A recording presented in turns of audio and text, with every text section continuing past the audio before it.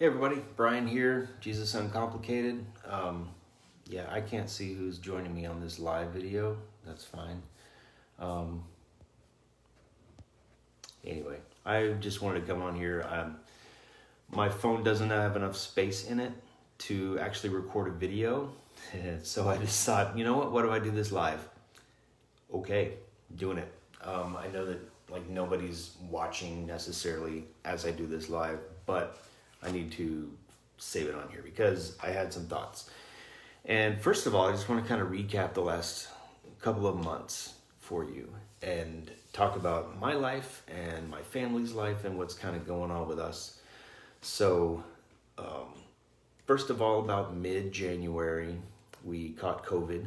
We lost our sense of smell. We had aches and pains. We had all the usual symptoms that you hear about. And we got over it.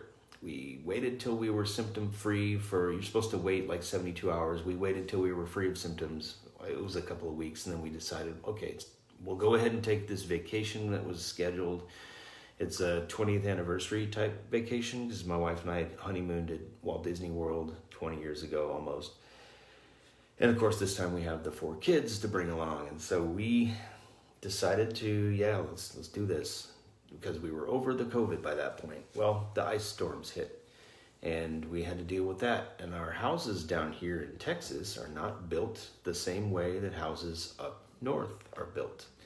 So we had frozen pipes underneath the house. We had just craziness. We couldn't even leave on our vacation because we had to wait for the roads to thaw out because, down here we don't have snowplows and salt trucks and all that stuff. So pipes burst under the house. We couldn't leave for vacation. I shut off the water at the source out by the street, and we left. And during the time we left, after we left, we just went on vacation. We tried to call plumbers. Plumbers just started to go dark because they're just so busy they can't really help. We got our homeowner's insurance company to dispatch a plumber from Florida, actually, which is ironic because we were vacationing in Florida. So they showed up yesterday. They looked around. We're going to hear back from them about whether or not they can fix the stuff. What else? Oh, my car, a mouse got into my car and screwed up a bunch of stuff electronically, and then just started eating the seats and even got into some chewing gum I had in there. So there's that. So house is screwed up, mouse got in the car, we got over COVID. What else? There's some other stuff going on, but it's not important. So, trials. I wanted to tell you, first of all, that we're very, very grateful. We have our health, we have our lives, we're all okay. But it's been really rough. And so I wanted to read to you from a letter written by a guy named James. And you may have heard of the book of the Bible called James. And I'm going to go to the first chapter, second verse. James chapter 1, verse 2. Count it all joy, my brothers and sisters, when you meet trials of various kinds, for you know that the testing of your faith produces steadfastness. And let steadfastness have its full effect, that you may be perfect and complete, lacking in nothing.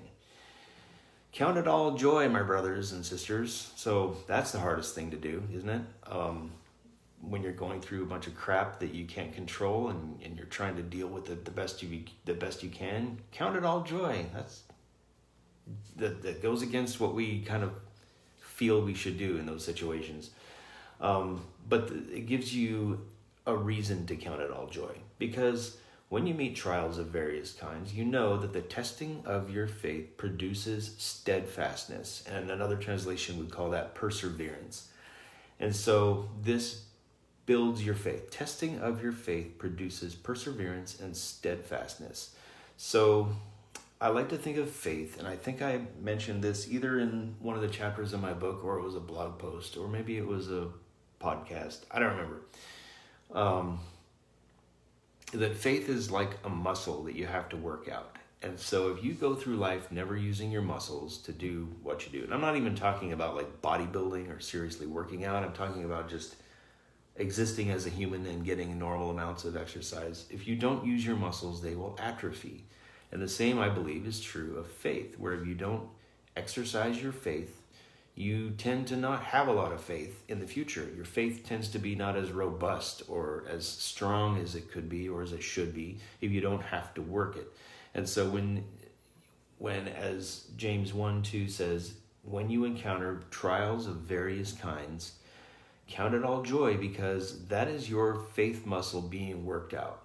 You're going through this just utter crap and business that you know is making you miserable.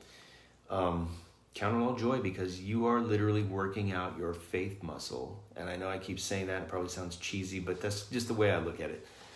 Because faith, the testing of your faith produces steadfastness. Working out of your muscles produces strength in those muscles. I think I've made the point. Anyway, let steadfastness have its full effect, that you may be perfect and complete, lacking in nothing. Excuse me. So that's pretty much all I had to say. Let steadfastness have its full effects. Let that faith muscle be worked out when things like this happen. Did I even mention where I am? I'm in a hotel. The insurance company considers our home unlivable if we don't have running water. So even though, I mentioned this on Instagram and Facebook too, but our water, for some reason in our 120-year-old house, I can turn the water off to the house where the broken pipes are, but I can turn it on to where we have the water spigots in the yard working. So we had a bunch of dishes saved up from before we went on vacation, and we did dishes this afternoon out in the yard. It was pretty funny. So yeah, that's a tangent, a rabbit trail that I am going off on. But anyway, James chapter 1, verse 2, I'll just read it again. Count it all joy, my brothers, when you meet trials of various kinds. For you know that the testing of your faith produces steadfastness or perseverance. And let steadfastness, this is verse 4, have its full effect, that you may be perfect and complete, lacking in nothing. If we hadn't gone through all the crap we've been through in our lives, we would be utterly unprepared, faith-wise, to deal with what we're going through right now. And I understand there are people that are going through a lot worse than we are. There are people that have lost their lives and stuff. So we totally appreciate the situation for what it is, and we're grateful. But yeah, there's garbage that we're all going through, and it's making you stronger for the next thing you're going to have to face. They always say, like, God never gives us more than we can handle. I think he does give us more than we can handle, because he knows we need to rely on him.